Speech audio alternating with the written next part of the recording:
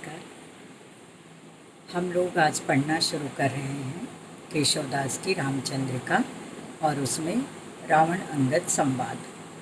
केशवदास से आप सभी परिचित हैं, आपने केशवदास को पढ़ा है बीए में और आप जानते हैं बहुत सारी बातें केशवदास के विषय में प्रसिद्ध हैं कि कठिन काव्य के प्रेत हैं और अत्यधिक रसिक मिजाजी हैं और संस्कृत के प्रकांड विद्वान पंडित, उनका पूरा कुल संस्कृत भाषा में ही, जहाँ पर बोलचाल की भाषा ही संस्कृत हो, संस्कृत में ही बातचीत हो, तो उस कुल में रह कर के भाषा कविता करी कवि गुरु केशवदास। भाषा बोले न जाने जिनके कुल के दास। तो ऐसे कवि आचार्य केशवदास की रचना रामचंद्रिका एक विशिष्ट कृति है। आप जानते हैं कि महर्षि वाल्मीकि रचित रामायण और महाभारत ये हमारे उपजीव्य काव्य हैं, अर्थात इन पर आधारित बहुत अधिक ग्रंथों की, काव्यों की रचना हुई है। तो राम कथा पर आधारित जितने भी ग्रंथ लिखे गए हैं विभिन्न भाषाओं में, हिंदी में, संस्कृत में, मलयालम में, उर्दू में, तमिल में, कन्नड़ में, बांग्ला में, तो जितनी भी भाषाओं में जितने भी ग्रंथ लिखे गए हैं राम कथा पर आधारित, उनमें रामचंद्रिका का एक विशिष्ट स्थान है। रामचंद्रिका राम कथा पर आधारित एक काव्य ग्रंथ है और ये केशवदास के प्रमुख ग्रंथों में एक है। केशवदास की प्रसिद्धि का कारण भी रामचंद्रिका और कविप्रिया ही है, आप जानते हैं। तो रामचंद्रिका एक अत्यंत प्रसिद्ध और विशिष्ट काव्य ग्रंथ है जिसकी विषय वस्तु है राम कथा। रामचंद्रिका में वर्णित संपूर्ण राम कथा 39 प्रकाशों में लिखी गई है। प्रकाश अर्थात अध्याय। इन 39 प्रकाशों को कवि ने पूर्वार्ध और उत्तरार्ध 2 खंडों में लिखा है। 1 से लेकर के 20 तक की जो कथा है, 1 से लेकर के 20 प्रकाशों की जो कथा है वो पूर्वार्ध में है और 21 से लेकर के 39 प्रकाशों की जो कथा है वो उत्तरार्ध में है। इससे पहले कि हम रावण अंगद संवाद की व्याख्या पढ़ें, रावण अंगद संवाद पढ़ें, हमें ये जान लेना आवश्यक है कि संवाद किसे कहते हैं और अच्छे संवाद के क्या गुण होते हैं, उसकी क्या विशेषताएं होती हैं। साधारण तौर पर जब हम बातचीत करते हैं, 2 या 2 से अधिक लोग जब आपस में बातचीत करते हैं तो उसको हम संवाद कहते हैं। आप कथा साहित्य पढ़े हैं, आपने कहानी और उपन्यास के संदर्भ में कथोपकथन शब्द का प्रयोग आपने पढ़ा है। तो जो कथोपकथन है वही संवाद है। लेकिन जब हम ये संवाद, बातचीत, बात करना, वार्तालाप, तो ये हम सामान्य तौर पर इस अर्थ में लेते हैं। लेकिन जब हम साहित्यिक कृति के बारे में बात करते हैं तो यही साहित्यिक संदर्भ में जब हम संवाद की बातचीत करते हैं तो वो पात्रों के मध्य हो जाती है। जब 2 पात्र आपस में वार्ताएं करते हैं, आपस में वार्तालाप करते हैं, आपस में बातचीत करते हैं, तब हम उसको संवाद कहते हैं। तो अच्छे संवाद के क्या गुण होते हैं ये हमें जान लेना चाहिए। एक अच्छा और उत्कृष्ट, एक श्रेष्ठ, प्रभावशाली जो संवाद होता है उसके 3 गुण माने गए हैं, 3 विशेषताएं उसमें होनी आवश्यक हैं।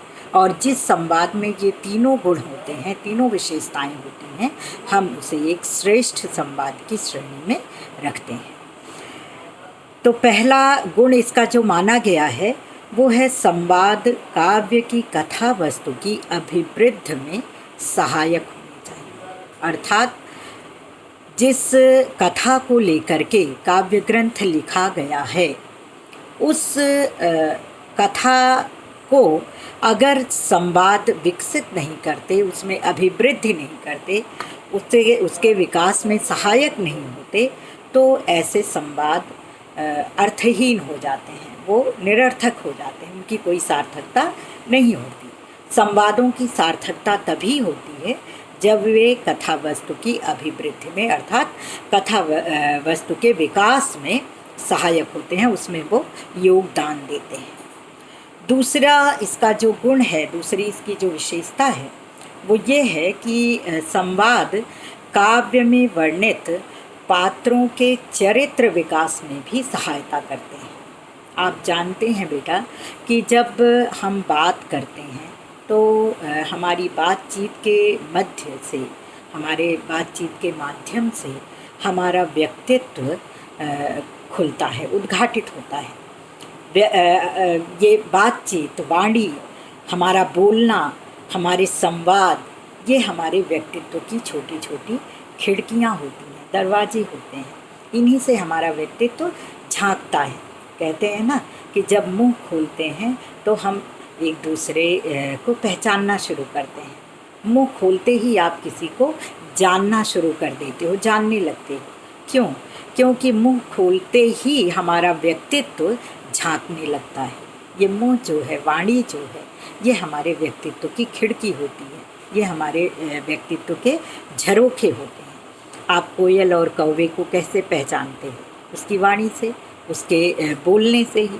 तो बोलना बहुत कुछ उद्घाटित करता है, बोलना बहुत कुछ दर्शाता है। एक बोली बो न सीखो, सब सीखो गयो धूल में। अगर हम सब कुछ सीख जाएं और हमें बोलना ना आए तो हमारा सारा सीखना व्यर्थ हो जाता है। तो बोलने का या बातचीत करने का तो ये एक बहुत ही महत्वपूर्ण अंश है हमारे व्यक्तित्व का, क्योंकि इससे हमारा व्यक्तित्व उद्घाटित होता है। तो अच्छे संवाद की ये विशेषता होती है। अच्छे संवाद उन्हीं को कहे जाते हैं जिनके माध्यम से जिन दो व्यक्तियों में संवाद हो रहे हैं उनका व्यक्तित्व तो उद्घाटित होता ही है, वो तो हमारे सामने निखर करके आते ही हैं। उनके साथ ही साथ अगर किसी और के बारे में भी बातचीत होती है, किसी और का भी नामोल्लेख उस संवाद में होता है, तो उसका भी व्यक्तित्व हमारे समक्ष उद्घाटित होता है। तो संवाद जो होते हैं, अच्छे संवाद जो होते हैं, वो पात्रों के व्यक्तित्व और पात्रों के चरित्र विकास में, चरित्र चित्रण में सहायक होते हैं। अब आप देखिए, जब हम अंगद और रावण संवाद पढ़ेंगे तो आप देखेंगे कि रावण और अंगद का जो चरित्र है, रावण और अंगद का जो व्यक्तित्व है, वो तो पूरी तरह निखर करके हमारे सामने उद्घाटित हो ही रहा, आ ही रहा है। इसके साथ ही साथ उसमें और भी जो चरित्र हैं, वो चाहे बाली का हो, चाहे हनुमान का हो, चाहे राम का हो, तो इनके व्यक्तित्वों पर भी आलोकपात होता है, प्रकाश पड़ता है। तो संवाद जो होते हैं वो पात्रों के चरित्र विकास में, चरित्र चित्रण में सहायक होते हैं। तीसरी इसकी बड़ी विशेषता है कि वे काव्य की कथा वस्तु को रोचक और ग्राह्य बनाते हैं। अब मान लीजिए हम आलेख पढ़ते हैं, निबंध पढ़ते हैं, हम जो कुछ भी पढ़ते हैं, हम अखबार पढ़ते हैं, तो बहुत सारी सूचनाएं हमें प्राप्त होती हैं, ज्ञान हमें मिलते हैं। लेकिन निबंध और आलेख पढ़ने में हमारा मन उतना आनंदित नहीं होता, हमें उतना आनंद नहीं मिलता, है ना। तो क्यों नहीं मिलता? क्योंकि उसमें वो रोचकता नहीं होती। हम कथा साहित्य पढ़ते हैं, हम उपन्यास पढ़ते हैं, हम कहानियाँ पढ़ते हैं, तो हमें आनंद का अनुभव अधिक होता है, आनंद की अनुभूति बहुत ज़्यादा होती है। क्यों होती है? क्योंकि उसमें संवादों की स्थिति होती, संवादों की योजना की जाती है। और अभी तो आप जानते हैं कि बहुत सारी ऐसी कहानियाँ लिखी गई हैं, बहुत सारे ऐसे साहित्यकार हैं या कहानीकार हैं या लेखक हैं जो पूरी की पूरी रचना ही संवादों में कर देते हैं। क्योंकि संवाद जो होते हैं वो कथा वस्तु की एक रसता को भंग कर देते हैं और उसको सरस बनाते हैं, रोचक बनाते हैं। उसको पढ़ने में आपको आनंद मिलता है। कोई चीज़ जब एक ही ढर्रे पर लिखी जा रही होती है तो उसमें एक एक रास्ता व्याप्त हो जाती है। हमको एक जैसा लगने लगता, हम बोर होने लगते हैं। लेकिन अगर उसमें संवाद है तो संवाद का एक यह भी दायित्व होता है, एक उसका यह भी गुण होता है कि वो कथा वस्तु की रोचकता को बढ़ाए, उसको रोचक बनाए और ग्राह्य बनाए। जब चीज़ें रोचक होती हैं तो हमें वो ग्राह्य भी होती हैं, हम उनको ग्रहण भी कर पाते हैं। तो ये एक विशेषता है। 3 विशेषताओं की बात हमने की कि संवाद काव्य की कथा वस्तु की अभिवृद्धि में सहायक होते हैं, वे काव्य में वर्णित पात्रों के चरित्र विकास में सहायक होते हैं और काव्य की कथा वस्तु की रोचकता एवं ग्राह्यता बढ़ाते हैं। संवाद होने से उसमें एक स्वाभाविकता होती है, एक नाटकीयता होती है और ये नाटकीयता उसको रोचक बनाते हैं, वो स्वाभाविकता उसको ग्राह्य बनाती है। तो आप समझ गए बेटा कि काव्य की कथा वस्तु के विकास में संवादों की एक अत्यंत महत्वपूर्ण भूमिका है। कई बार लेखक, हमने आपसे अभी कहा कि कई बार लेखक पूरी की पूरी रचना ही संवाद में कर देते हैं।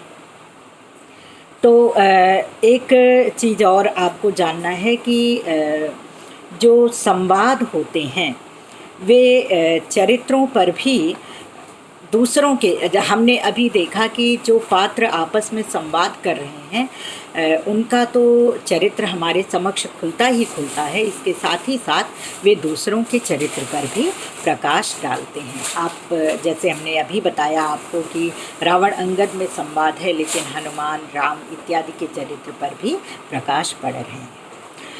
तो अब हम देखें बेटा कि रामचंद्रिका में संवादों की क्या योजना की गई है।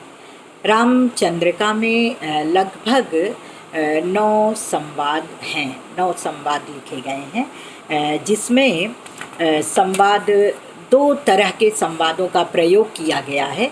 एक संक्षिप्त संवाद है और दूसरा विस्तृत संवाद है। संवाद 2 तरह के आप मान सकते हो। एक संक्षिप्त संवाद जो छोटे छोटे अंश होते हैं, छोटे छोटे संवाद होते हैं। जैसे अशोक वाटिका में जब सीता हैं तो हनुमान वहाँ जाते हैं, उनके बीच संवाद होता है। जैसे अशोक वाटिका में ही जब रावण जाते हैं, उनके बीच संवाद होता है। तो ये संवाद संक्षिप्त संवाद कहे जाते हैं।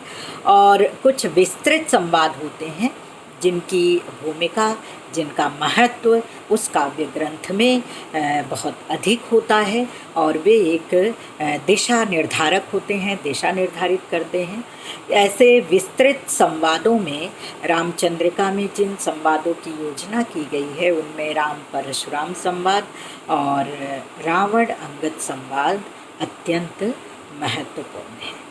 तो ये रावण अंगद संवाद जो हम पढ़ेंगे, ये रामचंद्रिका में ही नहीं, जब आप पढ़ेंगे बेटा तो आप देखेंगे कि जितने भी राम कथा पर जितने भी ग्रंथ लिखे गए हैं उनमें जहाँ जहाँ भी रावण अंगद संवाद की योजना की गई है, उन सभी संवादों में अगर उनकी तुलना की जाए तो रामचंद्रिका में रावण अंगद संवाद की जो योजना है वो श्रेष्ठ है। आचार्य शुक्ल ने भी इसको अत्यंत महत्वपूर्ण माना है, इसकी बड़ी प्रशंसा की है। यहाँ तक कि हम जानते हैं कि आचार्य शुक्ल तुलसी को लोकनायक मानते हैं और तुलसी के समक्ष वो तो है ना कि सूर सूर तुलसी ससी उड़गन केशवदास, तो अब के कवि खग्योत्सम जहतः करत प्रकाश।